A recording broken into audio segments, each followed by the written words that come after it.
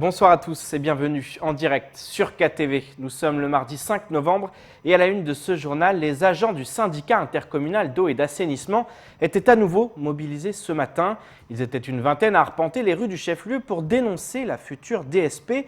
Tous réclament une rencontre avec le préfet et le président du SIAM, car selon eux, rien n'a avancé depuis leur première mobilisation il y a de cela plusieurs semaines. Le point avec Paul-Arthur Avit.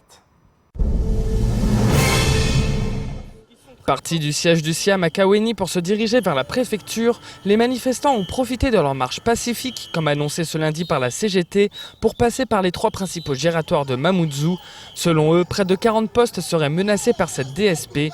Ils déplorent le manque d'informations auxquelles ils ont dû faire face. On n'a jamais eu d'informations, on n'a jamais eu de communication. On entendait des bruits de couloir comme ça, qu'il y a une DSP qui se prépare. Parce qu'ils disent que c'est depuis 2017, certes, mais on nous a jamais communiqué ça. On nous a jamais associé à ça. Après aujourd'hui, c'est en mois de septembre qu'on a appris qu'il y a une liste qui est sortie, que voilà, c'est les agents qui veulent partir en DSP, que voilà, à partir de novembre, tout, vous allez signer vos contrats. Comme si, c'est-à-dire on nous traite comme si on est des animaux. On est de moins que rien. C'est pour ça que nous, on n'est pas d'accord à ça.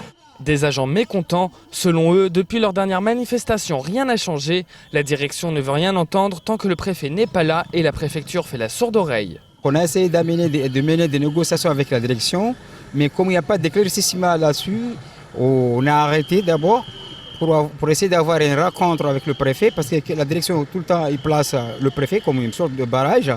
Et puis quand Naouda ou les Anziz, nos représentants syndicaux, il se présente devant le préfet lui explique autre chose.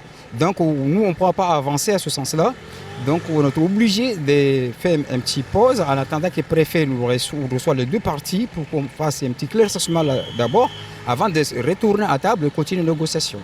Pour le moment, les grévistes n'ont pas de nouvelles de la préfecture ou de la direction. Une situation au point mort. Les 2 entités se rejettent la balle à propos de ce sujet sensible.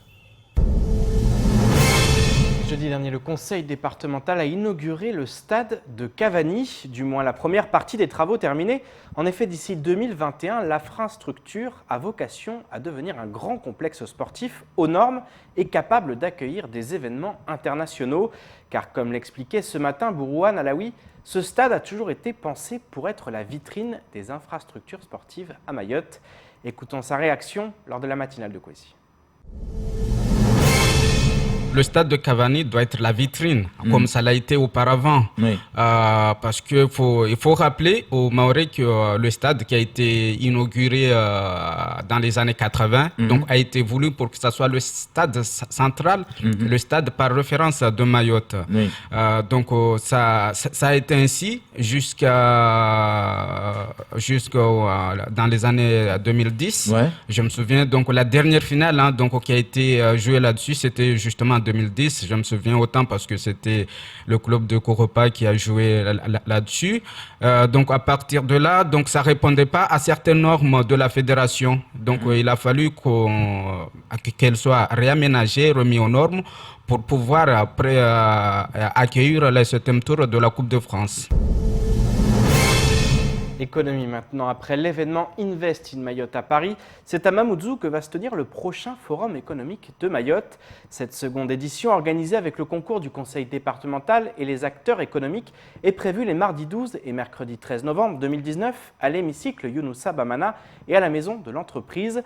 Une 50aine de chefs d'entreprise de la zone seront présents avec un atelier qui devrait retenir l'attention, celui du projet gazier au Mozambique, pour lequel Mayotte peut faire office de base arrière. Au montage, Leslie Vumenet. La 2e édition du Forum économique approche à grands pas. L'événement est porté par la DIM à l'initiative du conseil départemental. 2 principaux enjeux animeront cet événement. L'attractivité du territoire d'abord, mais également la volonté de susciter des vocations au sein de la population mahoraise. Jusqu'alors, à Mayotte, on avait tendance à dire que ce sont plus les gens qui n'ont pas été admis dans la fonction publique qui cherchaient à créer. Nous, on est en train de passer le mot, de dire que, attention, l'entrepreneuriat, c'est la création d'une richesse. Il faut créer de la richesse. C'est une activité, l'activité la plus importante d'un territoire. Durant ces 2 jours de forum, plusieurs ateliers seront organisés à l'hémicycle, à la CCI, à la CADEMA ou encore à l'université de Dembéni, même si un atelier risque fort de tenir la tête d'affiche de ce rendez-vous. La plus grosse atelier, je ne vous le cache pas, c'est l'atelier sur le projet gazier. Nous avons de la chance, les gens viendront. Ouais. On aura un représentant du groupe Total, qui sera à Mayotte. On aura Dr Galzo sur la partie SOS International, qui est retenu là-bas au niveau de Mozambique sur toute la partie évacuation sanitaire. On aura Recours Aviation, on aura pas mal de représentants de ce projet gazier. Donc aujourd'hui, moi je crois au potentiel de notre département. Nous avons nos difficultés et on ne les cache pas. Mais on a un potentiel. Il y a de l'activité. Je parle de projet gazier. Mayotte ne peut pas rater ce rendez-vous du projet gazier. Aujourd'hui, Mayotte est en pole position pour être base arrière de cette activité gazière. On est en pole position. Tout le monde croit en notre projet jusqu'au ministère. Les gens croient au positionnement de Mayotte. Ousseini Benissa veut croire au potentiel de Mayotte. Pour ce faire, il s'appuie sur les récentes annonces du gouvernement et du chef de l'État, Emmanuel Macron. Vous savez, je crois qu'aujourd'hui, tous les feux sont au vert à Mayotte. On a entendu le plan de convergence, 1,6 milliard d'investissements qui vont être réalisés. Mayotte, c'est une croissance presque à deux chiffres. C'est le seul département qui peut se réjouir de ces croissances-là. Et des actions, il faut le dire, du gouvernement qui continue à faire de Mayotte une zone franche d'activité. Vous savez, j'ai eu la chance hier d'avoir passé plus d'1 heure de temps avec le préfet hier. On a parlé du forum économique et on a entendu, il nous a fait part des instructions du président de la République. Beaucoup d'entre nous croyaient que c'était que des annonces. Mais hier, le préfet nous a rassuré sur les instructions du président. Le président a demandé que toutes ces annonces soient transformées en acte ici. Donc, moi, je suis sorti de cet entretien-là avec le préfet très rassuré et très convaincu que Mayotte a de l'avenir. Malgré les problématiques auxquelles il doit faire face, le 101e département de France possède des atouts indéniables qui permettent d'envisager un avenir meilleur, même si encore faut-il que tout le monde s'en persuade et agisse en ce sens. Tour du reste de l'actualité locale avec notamment la disparition d'un jeune homme de 19 ans dans la commune d'Aqua ou encore le retour du Boeing 787 d'Air Austral aux couleurs de Mayotte. Au montage, Leslie Vumenet. Hamdi, 19 ans et originaire d'Aqua, aurait disparu depuis maintenant 19 jours. La publication de sa disparition sur les réseaux sociaux a été partagée des centaines de fois depuis hier matin. Interrogé par téléphone, la maman explique qu'Hamdi est un garçon fragile psychologiquement, pas scolarisé et qui ne travaille pas. Une disparition longue qui a poussé la famille à entamer des recherches, notamment dans le nord de l'île. Des recherches qui sont pour le moment restées vaines. Jointe par téléphone, la gendarmerie de Mayotte n'a quant à elle pas eu vent d'un signalement de sa disparition de la part de la famille. Sa maman a en effet confié que ce n'est pas la première fois que le jeune homme disparaît, mais jamais cela n'avait duré aussi longtemps, un laps de temps qui surprend également du côté des militaires puisqu'il n'y a jamais eu de disparition de plus de 15 jours sur l'île. En cas de disparition, le dispositif des gendarmes est bien rodé. Si une personne disparaît après 24 ou 48 heures, elle est inscrite au fichier des personnes disparues et une enquête est réalisée afin d'avoir en main toutes les précisions possibles. Comme l'annonçait ce week-end la compagnie Air Austral, le Boeing 787-8, immatriculé FOLRC, est de retour dans la flotte de la compagnie réunionnaise. L'appareil muni désormais de moteur au nouveau design a quitté dimanche soir à 21h le centre de maintenance d'Etihad à Abu Dhabi pour rejoindre la Réunion après un vol test en ferry flight.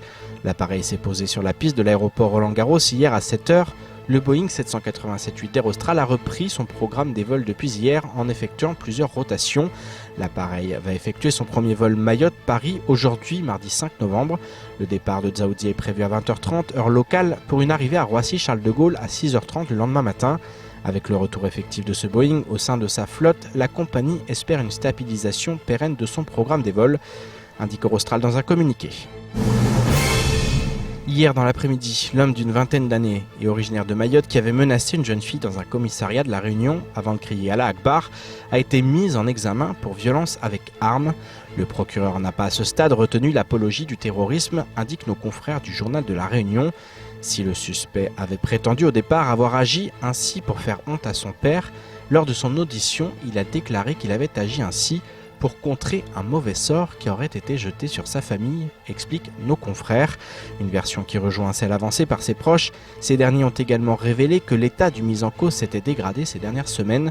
Une expertise plus approfondie devrait être réalisée prochainement pour mieux comprendre le profil de l'individu.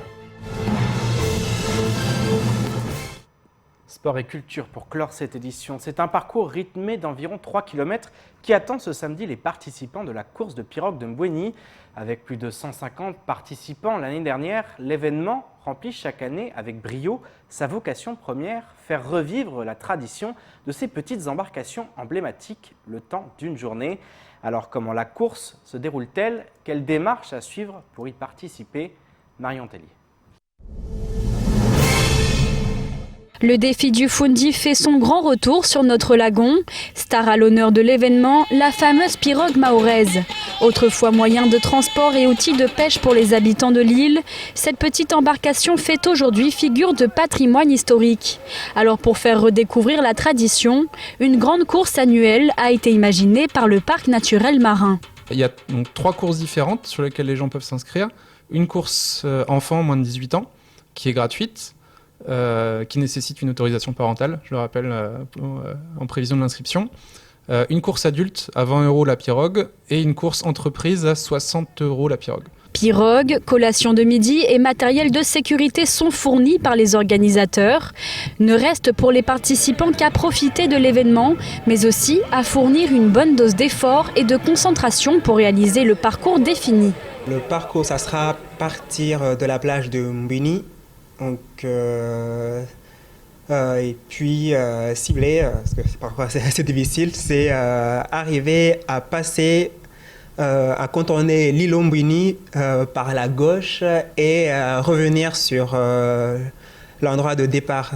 Organisé ce samedi pour une 6e édition, l'événement est encore ouvert aux inscriptions. Pour y procéder, rien de plus simple. Il vous suffit de choisir votre binôme, puis de vous rendre à l'un des 5 points d'inscription affichés sur le site internet du Parc naturel marin. Et c'est ainsi que s'achève ce journal. Merci de nous rester fidèles sur KTV. Pour ma part, je vous donne rendez-vous demain dès 19 h pour décortiquer, comme chaque soir, l'actualité locale. Excellente soirée sur Quasi.